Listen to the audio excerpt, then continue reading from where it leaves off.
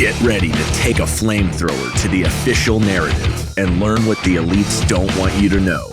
You're listening to The Tom Woods Show.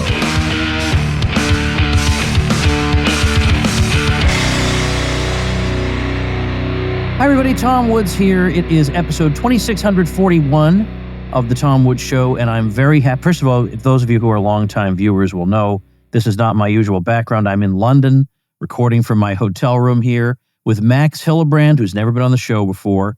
And I could tell you all kinds of crazy things about Max Hillebrand, but we're going to be focusing on one of the many hats he wears. And that particular hat involves the various free and open source projects he's been involved with that are of great significance to us, not just listeners of this show, but people who care about big, important ideas, particularly the free exchange of those ideas. Now, I would say that probably the overwhelming majority of people listening to or viewing this right now were very happy when Elon Musk bought Twitter. And they've been, for the most part, happy with the way he's run it, in that we've been able to have conversations on there that we couldn't have before. But they just weren't allowed. You'd get shut down. They'd get suppressed. And we have the evidence for this. We know this happened. We have all the evidence for it. So I think some of us have gotten to the point where we think, well, okay, so we have our platform where we can talk, and that's really all we need. The problem is, maybe something happens to Elon Musk. Maybe he goes crazy, or maybe he dies, or maybe he sells it to somebody else who turns out to be not as good. So we're very, very reliant on that platform continuing in its current iteration. But that could easily change, and then we're back to square one. We have to start all over again.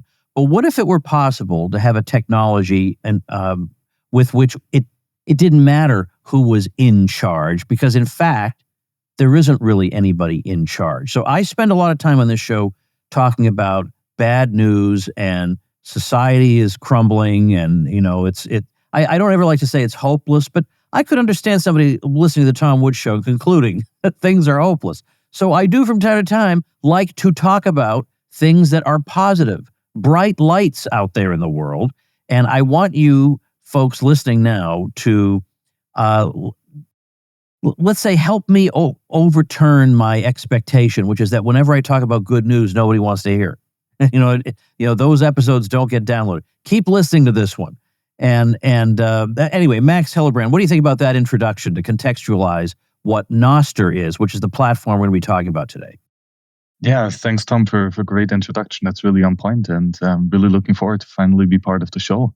And I'm usually a monetary economist. I really care about the money, and we cypherpunks really fixed the money with Bitcoin, I would say. But now that the money is fixed, we can move on to all the other stuff that needs fixing. And speech is quite an important part of it. And we have numerous platforms that are owned by a company, controlled by a board of directors, right? And that can, as with any private company, can lead to quite great outcomes. We have scalable services that really work well, but it does come with the issue that the company controls it, right? And that can be for the bad, as with censorship or shadow banning, etc. Or the change can be for the good, right? As arguably Elon Musk did quite a decent job of improving Twitter or X as a platform.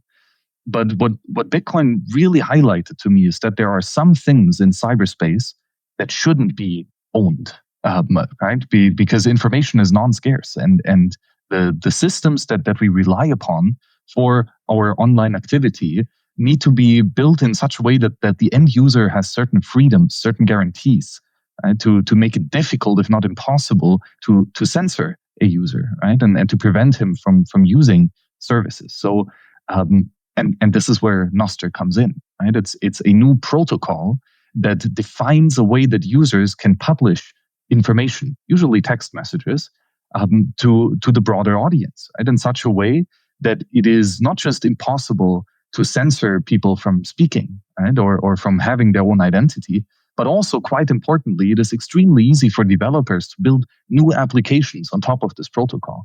And that combination of having a censorship-resistant method of speech, together with a no monopoly for developers to build new technologies is a very spicy combination. And over the last 2 or 3 years that the Nostr protocol has been in existence, we've really seen what this free market of social network can lead to, and it's quite a joy to see what entrepreneurs can come up with.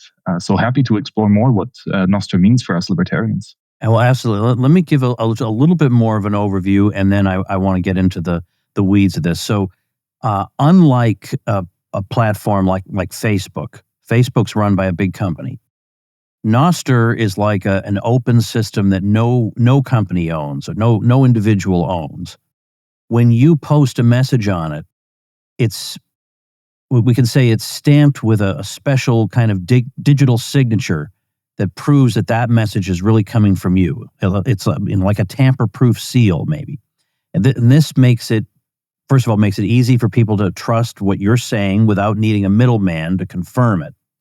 And then instead of all the posts being stored on one giant server, Nostr is going to use a network of independent computers. I guess they call them relays. Anyone can set up, and that makes it very hard for anybody to block your posts, delete your posts, and thereby you can't easily be silenced. Now, just more or less a yes or no question. Is that, do I have everything right so far? Perfect. Like, I don't even have to come on the show. You got it all. Well, okay, now that we've gotten to the very beginning part that I bluffed my way through, now I really need your help. So first of all, give me the story behind Nostr, how it came to be, what the inspiration for it was, all that, because it's been a long, it goes back a ways, doesn't it?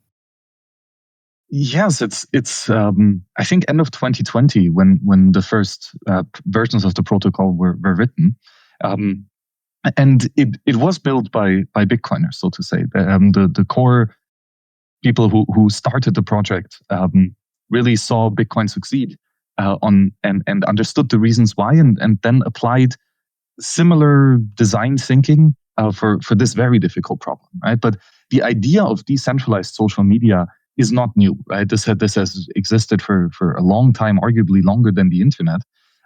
It's just that it took a couple iterations, and what Nostr really figured out is that private public key cryptography is essential for this.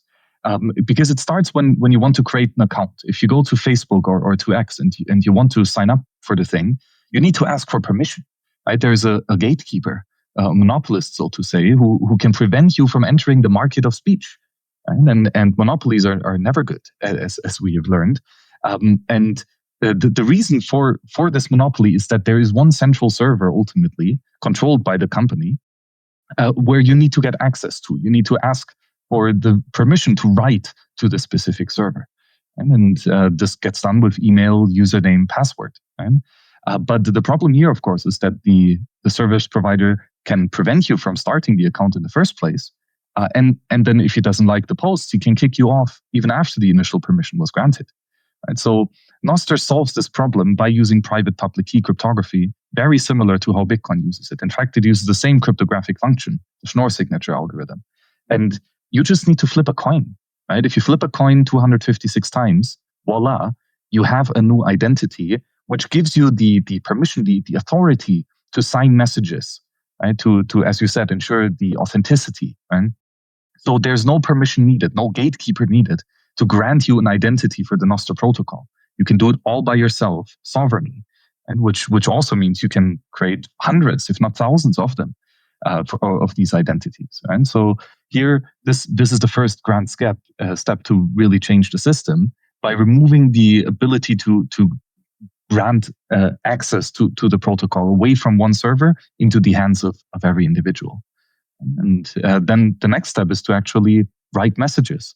And here we use a JSON, just a standard way of writing messages. So there's a protocol that adds some metadata to our messages. Like who is the author, right? Who are the people tagged in this post? Maybe are there any links mentioned?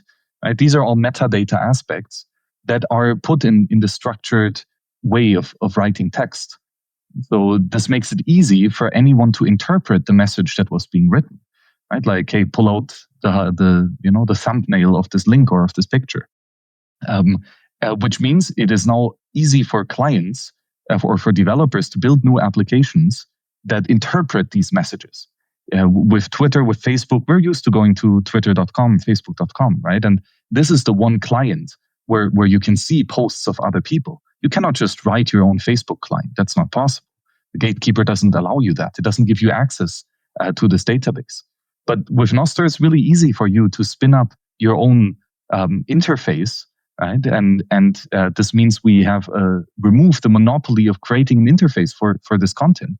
You can just spin up your own and highlight a specific aspect that you would like to show your users.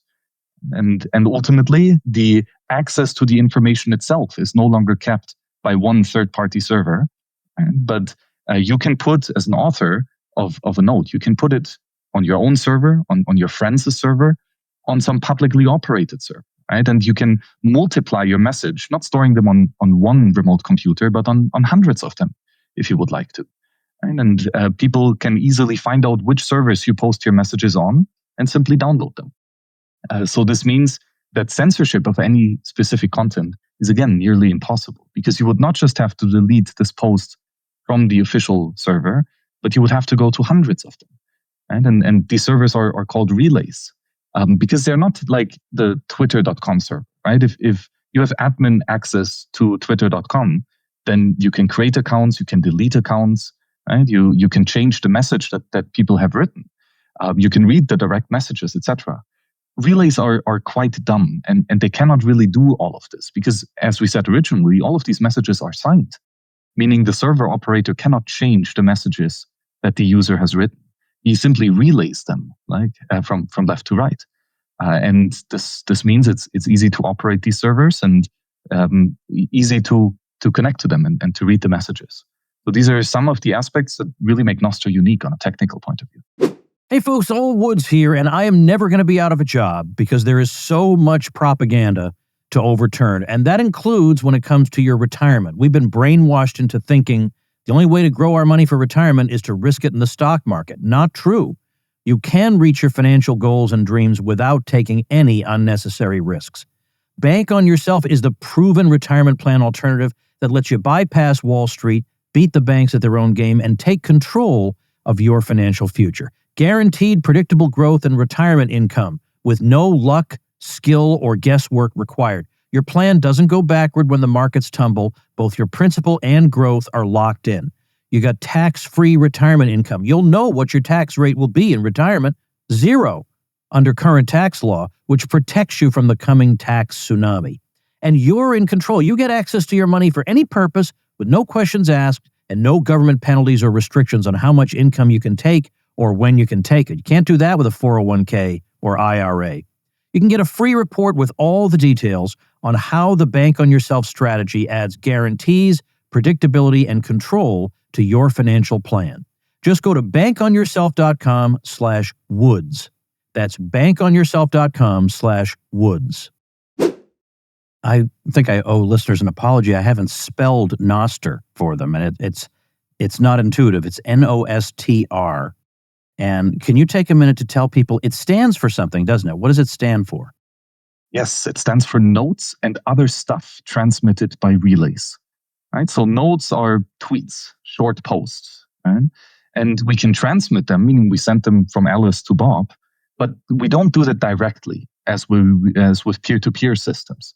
Right? We do that via a middle name, a relay. But it's a standard protocol, so there can be many relays, right? So, and the interesting thing, it's not just notes. There's also other stuff, right? Which means Nostr is not just one protocol; it's a suite of protocols. We have a protocol that defines short text form tweets, right? Like just a couple characters long. But we also have a separate protocol that defines the metadata of, for example, blog posts, right? Like medium.com, so to say. And there's another set of standards of metadata analysis that defines how to make something like an Instagram client, right? With just pictures. There's a way to upload music, for example. or podcasts. Right? There's another standard for doing app releases. Right? So we can now publish software with this protocol. So this is not just for social media, right? Or for one niche of social media. This is for a wide range of different applications that are useful for users, but they all share the key characteristics that the identity is generated by the user. Right? The data itself is replicated on multiple servers, and the ability to write a new client and a new protocol, so to say, is vastly liberated. So developers actually have the power to create new novel applications and use cases that users can enjoy. There are two issues I'd like to know if you can explain in layman's terms how Nostr would handle. So for instance, particularly on Twitter, there is a problem of bots. I post something and then a bot comes along and replies with something irrelevant, but with a link to something he wants people to click on. And I immediately, hide that comment and then ban the user, block the user. That's one issue. Like how could you see a lot of people would look at that problem and say, without some central source, how could that problem ever be solved? You need a team of people ready to crack down on the bots. Now, as you can see, that hasn't really worked that well in practice, has it? The other problem is somebody imitating me. So there's another Tom Woods account, and it looks very much like mine, but then they want to get you into some crypto scam or something. So is there a way with a decentralized technology like the one you have to protect the real user, but place obstacles in the path of fakes? Yes, absolutely. Right? Those are two quite critical problems that we need to address, and so we found solutions to them. Right? To the first one of someone spams underneath your comment, right? There is a protocol for telling your followers that, hey, this account, I'm blocking it, and there's a reason for it. Let's say it's spam or impersonation, as with your second concern. And so you will create a new list that includes the public key of this malicious entity, and you say, hey, this is blocked for the reason of impersonation. And now client developers can check for the user, hey, these are the public keys that your followers, your friends, they are malicious. And by default, that gets hidden. So this makes it extremely easy for you to just 2 clicks, you block this person, and you tell your friends or your subscribers of, hey, you better not look at this. The data is still there, right? You haven't deleted the post. You haven't prevented that person from speaking. You're just telling your friends that, hey, you probably shouldn't listen to this, right? And your followers can then show it anyway in the user interface, right? To make sure that what you've banned here is actually correct, and they could add it on their own ban list as well, right? So that the followers of your users would also not see this post anymore. And to that second point of impersonation, here again, you could put the impersonator on your block list, and therefore not show it to your friends anymore. But further, you have good friends, right? All of the fellows at the Mises Institute, a bunch of other podcasters, etc., who are very likely to follow you. So your real account is going to have thousands, hundreds of thousands of followers, most likely. But the impersonator will not. Right? He will maybe be, followed by a couple other accounts, but they also don't have many followers because they're probably just impersonator accounts as well.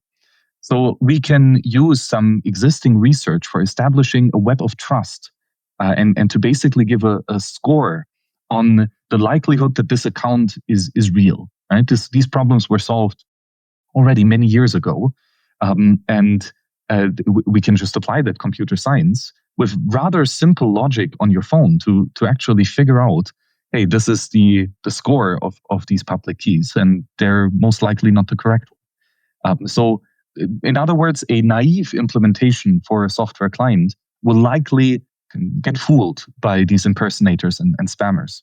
But we have all of the protocols and tools for developers needed to make sure that the end user doesn't have to be bothered by this. I want to get into the guts of how it works because I'm curious, and I think other people are. You talked about these relay computers on which Nostr relies to share and store posts. So I guess there are two things I want to know about them. How just in general, how they keep the system running and keep the system honest. I mean, I think we've maybe hit on that a little bit. But also, why would somebody do it? I understand why somebody, for example, might mine Bitcoin. I understand why somebody would do that. But I don't understand why somebody would run a relay computer for Nostr if they're not getting paid to do it. Yeah, that's a great question. So there's numerous answers to this. For one, because it's cool, right? People run websites for themselves, right? Just because they like to. And it's not that expensive either. It only costs, maybe $2 a month or something to have a server that can host, millions of these messages. So it's cheap and easy to run, and there's a large amount of enthusiasts who just do it because they like to. There's also a lot of companies in the space that offer a product, for example, an application, and they want to ensure that their users actually have a great experience. And so companies provide it for their users who pay them in other regards, right? Maybe for some other unrelated service. And this is somewhat of a subsidy, so to say, right? To just run the server because there's revenue coming in for other reasons. And another reason, of course, is that you get paid, right? There is a standard, a protocol that you only get access to write your data on this relay if you've in the past paid. And so you can sign up with your pub key and say, hey, I would like to pay 1,000 sats, right? $1 to store my data here for the next year. And there's a big marketplace of paid service providers that offer these services. And of course, it's for yourself, right? You can run your own relay and you can run that in your home, for example. So that means just you have an incentive for your own posts to be stuck around. And you're maybe likely to offer the service to your friends and family for free. And so there are quite many reasons for why you would run a node relay. And I guess one of them is also you can do it on your phone. Right? You don't even need to have this server in a database. It's quite easy to run that on your phone as well and give the applications on your phone access to this relay. And maybe technically speaking, what a relay is simply a database, right? A storage of small to large amount of data and a standardized way to talk to this database, right? Of, hey, I would like to add this node to a database, or please give me all of the nodes signed by this public key, by this user, in this time window, for example, or give me all of the nodes that have the hashtag Austrian economics or something like this. So a database and a standard method to talk to that database. That's ultimately what a relay is. So it's quite simple. There's tens of thousands of them already on the internet. My friends, we're all on the spectrum, the risk spectrum, that is. Some of us play it safe while others are ready to bet half their income on red on a Las Vegas roulette wheel. But I am willing to take some risks in exchange for being able to live on my own terms. For still others, even the prospect of not receiving a regular paycheck from an employer is too much to bear. There's no right or wrong here. It's a matter of what you're comfortable with. And that's why the franchise option can be a happy medium between the extremes. Yes, you're going out on your own, but you're not entirely on your own. With a franchise, you've got existing branding, existing products and services, and existing formulas all ready to go for you. A friend I know from the libertarian world has set up a system that you can use to narrow down all the franchise possibilities out there to one that will work best for you, given your goals and interests. He's just published a free guide to franchising that is well worth the read. Get your free copy at tomwoods.com/franchise. You mentioned earlier that people are creating apps on it. So is that, I don't think people create apps on Twitter or on Facebook. So what does that look like? And give us a little more information about what kind of user experience I'd have because I have these apps at my disposal? Well, I would say people would like to build apps on Twitter, right? And they used to exist, something like TweetDeck, for example, right? This was a third-party developer house that just made a client to the Twitter interface that was much better, right? Or for certain users, it was made for the power users with many accounts, many search terms, etc. The thing is, Apple or Twitter does not earn the ad revenue if that client doesn't show them ads, right? So Twitter has a huge incentive to make it difficult for third-party developers to write clients or applications on their data set, especially now with AI being such a hype and everyone's scraping data and training models on them. So Nostr simply embraces that chaos and allows anyone to access this data set, right? So which is crazy cool. Imagine that you would like now to start a new application, let's say in a Mises circle, right? You would like to have a discussion forum for Austrian economics. Now it's quite a niche topic, not so much nowadays as it used to be in the past, but still there's not many people there. And if I would be the first user to sign up, well, I don't see any content here, right? I don't see any other user accounts that are part of your application. But the cool thing with Nostr is there might not be users for your application, but there are very much users of the protocol, right? There are hundreds of thousands of Nostr public keys created who have added metadata like a username, a profile picture, a bio, and they've all made a bunch of posts. So now your client can connect to the Nostr relay network and simply query all of the posts that were written that mention Austrian economics, for example. And even though I'm the very first user of your application, all of a sudden, I see hundreds of thousands of people talking a lot about Austrian economics, because trust me, there's a lot of praxeology talk going on Nostr. Right? So this means you as a new app developer, with the first user of your specific app, instantly get access to all of the accounts and all of the messages and nodes that was created by other users. And even better, I as the first user, I don't even have to sign up for a new account. Right? I can simply take my private key and log in with this account that I've already created in the past. And so you, as a user, have one identity that goes across all of these different applications, right? Which means it's just much easier for a new niche application to be useful for the very first user, because we're all users of the same open protocol. How about, I know there are a lot of people who want their identities private online, and I know Jordan Peterson has been complaining about that. He thinks that a lot of bad comes from that. It can, but a lot of people are jerks with their names. I completely understand in our society, in the U.S. anyway, why somebody might want to say what he wants to say without his real name. I completely understand that. I wouldn't do it that way, but I understand why other people might want to. How does Nostr accommodate that? Or can it accommodate that? Absolutely, it can, and it's probably the best suited protocol for this, because I'm not sure if you've tried recently to create a new X account, it's almost impossible to do that without telling Elon Musk who exactly you are. Right? If you're using a VPN, he will block you. He will ask you for a phone number, right? And potentially for your passport, especially if you want to be a verified account that gets proper reach, right? If you don't show your passport, you basically are shadow banned, and you don't get as much reach as you otherwise would have. So that's a big problem for existing infrastructures, and mainly because, or one of the reasons is it's expensive to run these servers, right? Especially at scale, and every additional user is a cost for you. So you want to limit that amount naturally. But with Nostr, to create a new identity, it's just to flip a coin, right? You can do that on the fly automatically in the background of your application. And it's quite easy to spin up multiple new accounts and give them each unique names, unique histories. And so the protocol natively supports that. And the cool thing is also that we can now actually create an application that is tailor-made for the lurkers of cyberspace, right? 95% of the internet traffic is just downloading data and reading it. Most people don't leave a comment. Right? Most people don't like stuff. They just read it.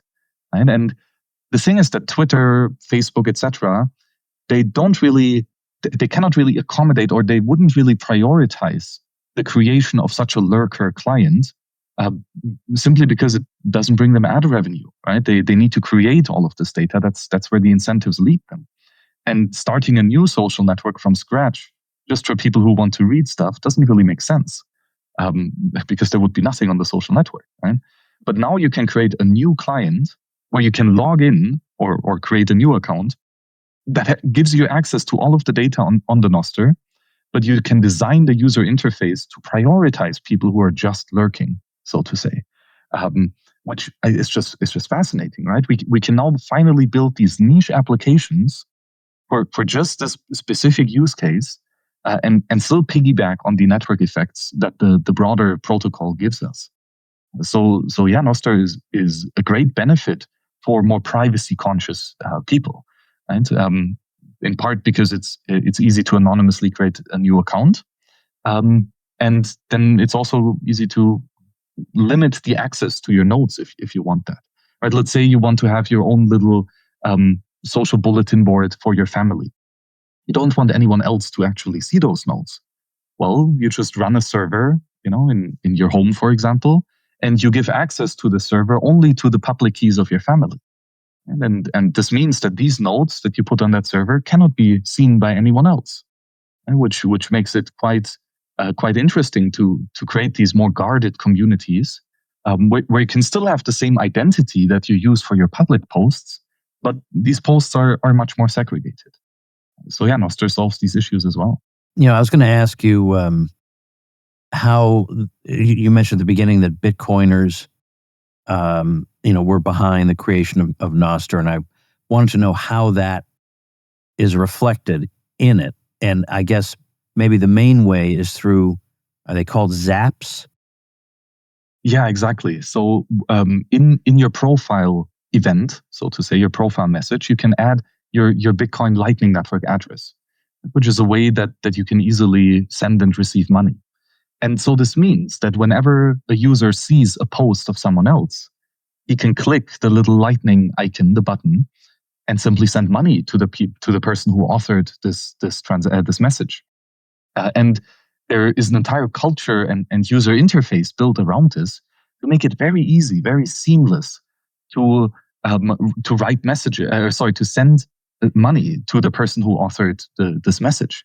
Right. So, for example, Ross Ulbricht, right, a libertarian hero, has recently joined the Nostr protocol, and in his very first post, he earned way above $1,000 worth of Bitcoin, simply because people naturally appreciate him a lot, right, for his work, and so they recognize that by sending him money, right? Or same with musicians, right?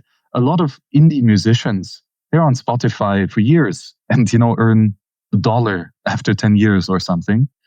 But on Nostr, when you post your music or you post a link to a live event, and there is an audience there, it is extremely easy for this audience to recognize the value that the author has provided and simply send some money back.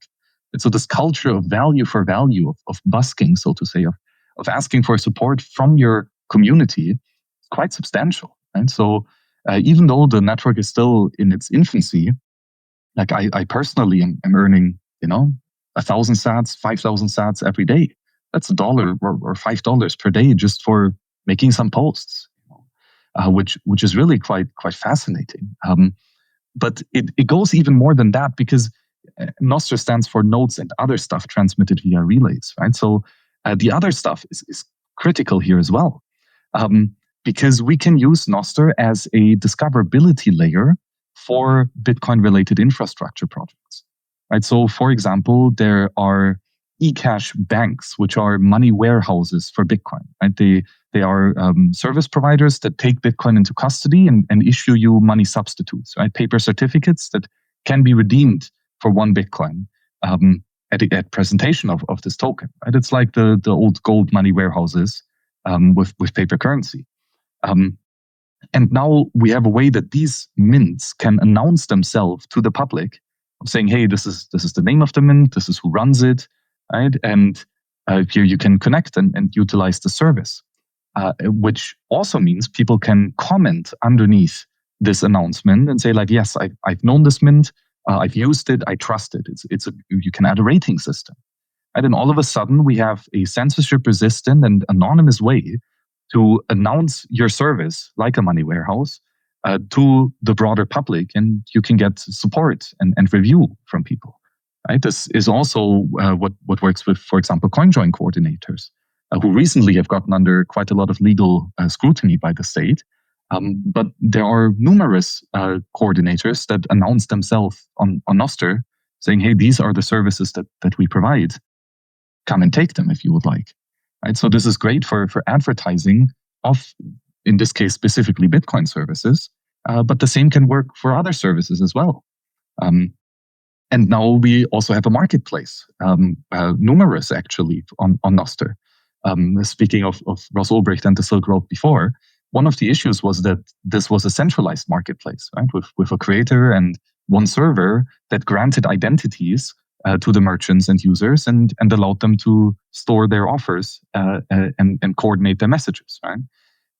Now, with Nostr, we can do this in a decentralized way, right? Where we have multiple interfaces that share the same order book, right? Where goods and services are being sold on this marketplace in a much more liquid form. Right? So we have Shopster, we have Muestro. There's numerous Plebeian, right? There's numerous applications that share the users so that we have a larger order book where people can find trading partners more easily. Right? Same with, for example, RoboSats, which is a marketplace specifically for acquiring or selling Bitcoin, right? or trading that for fiat currency. This just increases the liquidity of the marketplace ultimately, and all of this is possible because of the sound cryptographic design of Nostr.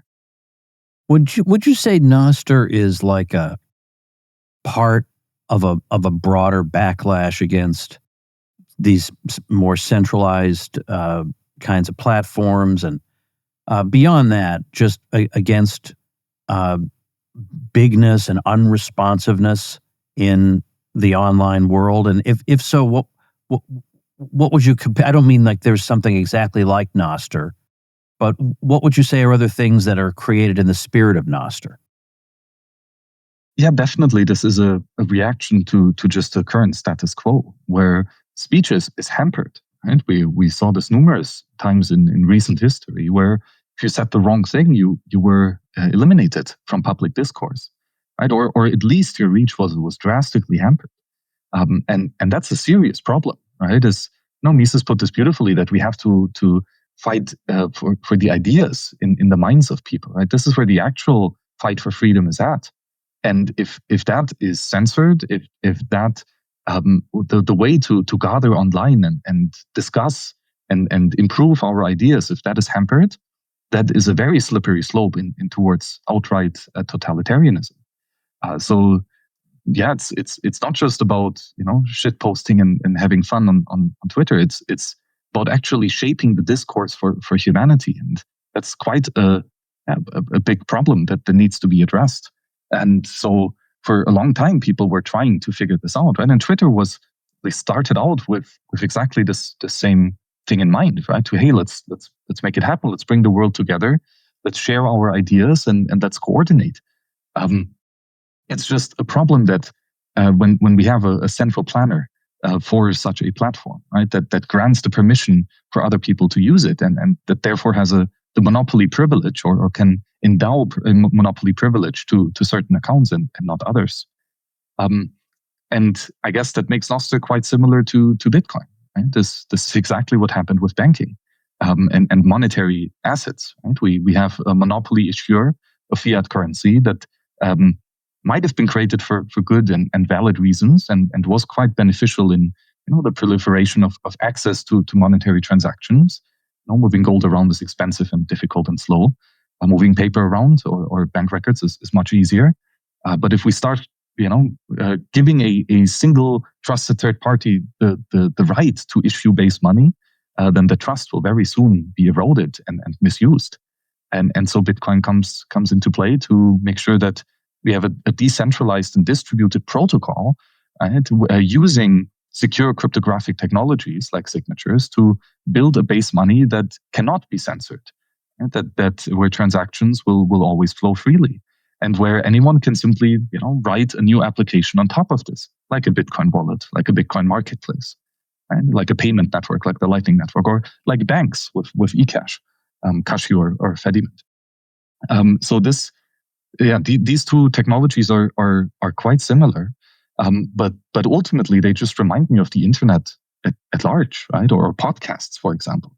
Podcasts are an absolute game changer, right? To be able to spread your voice and record conversations and make them available to the public and to distribute them to a large audience is incredible, right? Look, what you, Tom, have achieved, what the Mises Institute has achieved, right? To really change the minds of a generation and of millions of people, that would not have been possible without some resemblance of freedom of speech that the internet provided us.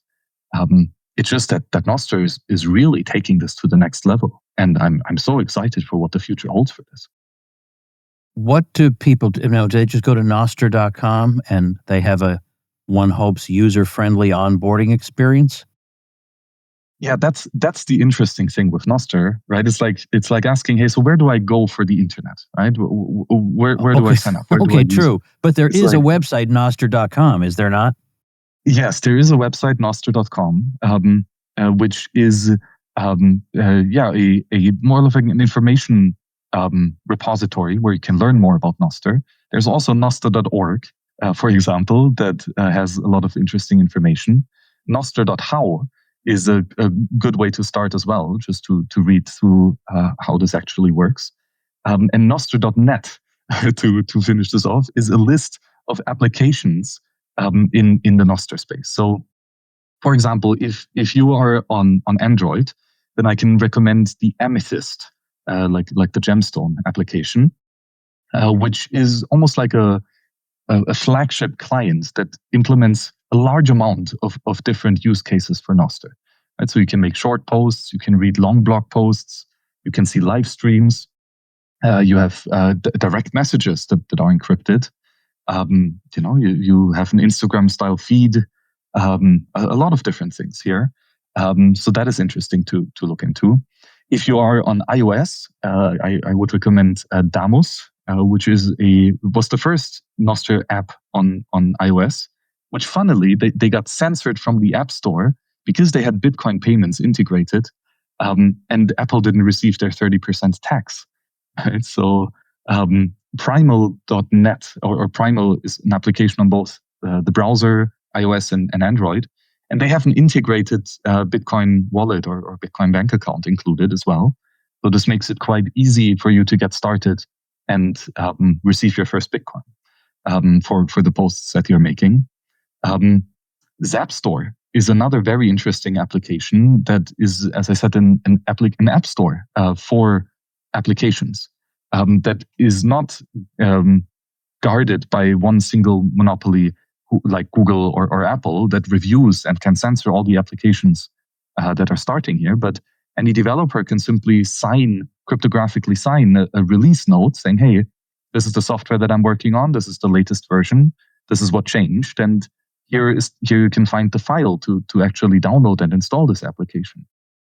So this means software development and the publishing of software is now equally decentralized, where it is no longer possible to hinder any software to be published.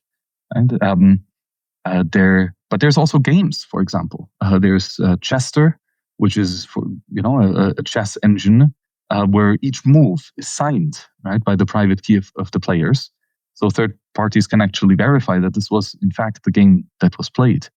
And so the entire scope of Nostr is quite large. And maybe for you and your audience, what might be interesting is Fountain.fm, which is a podcast client that also implements a lot of the Nostr universe, so to say. So this makes it not just easy for your audience to write comments underneath a podcast, right, and clip out highlights that they found especially enlightening, but it also enables the audience to send you money for listening to the podcast, right? Either every minute that they're listening, 100 sats, right? Or if they hear anything specifically interesting, they send 10,000 sats at once at a specific timestamp, which also enables you not just earn money for the valuable content, but you also see what your audience likes, and specifically with timestamps on when did more money come in. And so Wafflake is an application for music. So if you would like to discover some new music that your friends are listening to, and you can just see what your followers or the people who follow you are listening. Plus, of course, you can send money to the indie producers and the musicians. There's now a growing scene of live events where you have music bands playing a concert, and they live stream it to the broader world, and anyone can send money to the people on stage. And if the money comes in, fireworks go off in the background. You can have these interactive shows where the audience gets rewarded for actually sending some money in one shape or form. So yeah, the application list of Nostr is really almost endless. And if there's any more social activity that you would like to express yourself, go at it. Developing for Nostr is super easy. Well, and that's all great, but and I'll make sure and put this stuff on the show notes page. But just to remind people, what would be the best first step for them to take, just so they don't feel overwhelmed? Yeah, so if you're on Android, I would say Amethyst. Amethyst. If you are on iOS, I would say Damos. Those are the two cool applications that are quite self-sovereign Nostr clients. Tremendous. Well, Max, I want to thank you for coming on and giving me an opportunity to talk about something other than the end of the world, or the fruitlessness of politics, or whatever it is. It is a refreshing breath of fresh air to encounter not just a technology like this, but also the people behind it who have a vision for the future that they want to live in. And instead of just writing angry letters to the editor about how unhappy they are with things, they just go ahead and try to build that future. And boy, do we need a lot more of that. So thank you, Max, very much.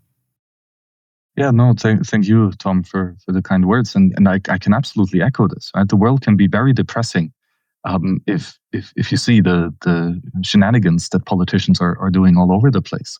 And we could petition them, right, and chant "End the Fed" endlessly. I'm pretty sure we're not going to do a better job than Ron Paul at this, right? He did a tremendous job.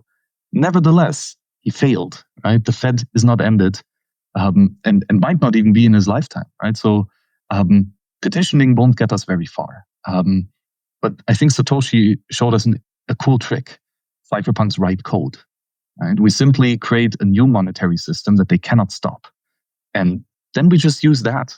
We don't need to use their services. They try to make us think that they have a monopoly, but in fact they don't. We can simply walk away and use better money, right? Use gold, use Bitcoin. And equally, we can use systems of free speech that cannot be stopped, like Nostr. And so it's really in the hands of everyone to realize that these current systems and methods of interaction are not worthy of our attention. And then simply walk away and use a better system, and more importantly, build a better system. And that is a hell of a lot of fun. So hopefully we'll get a couple more contributors to Freedom Technologies. That would be fantastic. Well, tremendous. Well, thank you again very much, Max Hillebrand. And let me remind the audience that I have scheduled another of my murder mystery dinner parties, this one for Nashville, Tennessee. I had a bunch of Nashville people saying, we would love to have a murder mystery party in Nashville, Tennessee. And so far, the vast majority of people who have signed up to come are not even in Tennessee. So Nashville people, it's time to make good on your pledge and not be outnumbered by, foreigners from other states. So check it out at woodsmystery.com. And thank you, ladies and gentlemen, for listening. Make yourself and those you love less vulnerable to the regime, both mentally and physically. Get more forbidden information at tomsfreebooks.com and be sure to subscribe to the show wherever you listen. See you next time.